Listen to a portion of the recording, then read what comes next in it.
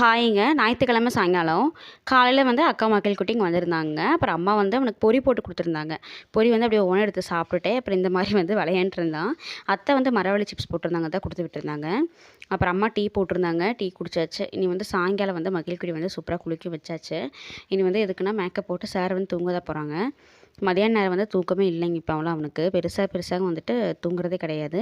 அப்புறம் இந்த வண்டிக்கிட்ட வந்து நின்றுட்டு ஏதோ ஒன்று பிடிச்சி இழுத்து விளையாண்டே தான் இருந்துச்சு. அப்புறம் வெளில குழந்தைங்கள்லாம் விளையாண்டுருந்தாங்க. அதுக்கப்புறம் நான் வந்து பாத்திரம் கட்டி தான் வந்திருந்தேன். அம்மாவுக்கு வந்து ஜார் மூடி உடஞ்சி ஒரு மாதத்துக்கிட்டே ஆயிடுச்சுங்க. எப்படியோ அட்ஜஸ்ட் பண்ணி தான் யூஸ் பண்ணிட்டு இருந்தாங்க. சரி இன்றைக்கி மாற்றி கொடுத்துடலாம் அப்படின்னு சொல்லிட்டு கடைக்கு வந்து மாற்றியாச்சு. அப்புறம் வீட்டுக்கு வந்து காளானில் வந்து குழம்பு வச்சுருந்தேன். குக்கரில் தான் வச்சுருந்தேன். இந்த ரெசிபி வந்து நான் ஷேர் பண்ணியிருக்கேன் ஷார்ட்ஸில். அந்த மாதிரி செஞ்சாச்சு. அதுக்கப்புறம் சப்பாத்தி செஞ்சாச்சுங்க. ஸோ அக்காவும் மச்சான் வந்துட்டு நைட் டின்னருமே இங்கே தான் சாப்பிட்டாங்க. ஸோ ரொம்ப நல்லா போச்சு இந்த டே வந்து. எப்போவுமே நானும் அம்மாவும் செஞ்சு சாப்பிட்ருக்கறக்கு இந்த மாதிரிலாம் வந்தவங்க நம்மளும் செஞ்சு சாப்பிடும்போது நல்லா ஹாப்பியாக தான் இருக்கும்.